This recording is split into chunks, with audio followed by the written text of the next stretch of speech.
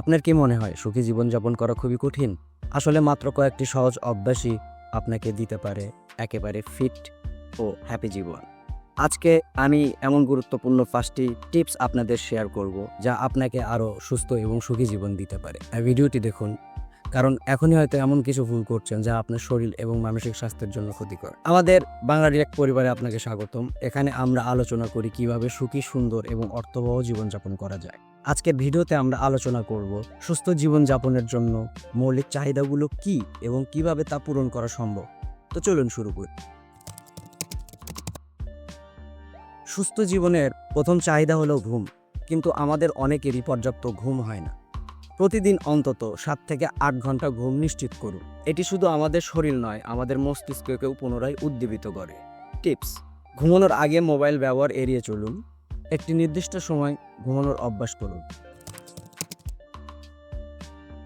খাদ্য শুধু আমাদের ক্ষুধা মেটায় না, ইহা আমাদের শক্তি দেয়। প্রতিদিনের খাবারে সঠিক পুষ্টি থাকা জরুরি।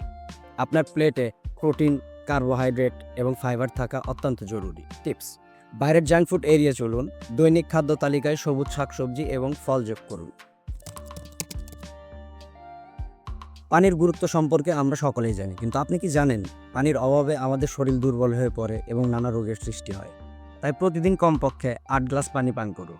আপনার ফোনে পানি পান করার রিমাইন্ডার সেট করুন। খাবারের সময় পানি পান করতে ভুলবেন না।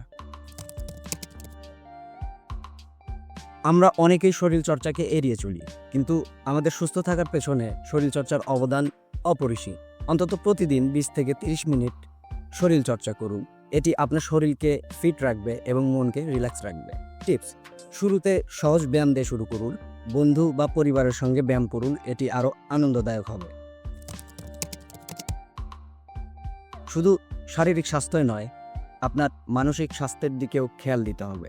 প্রতিদিন 5 থেকে 10 মিনিট ধ্যান করুন। নিজের জন্য সময় বের করুন।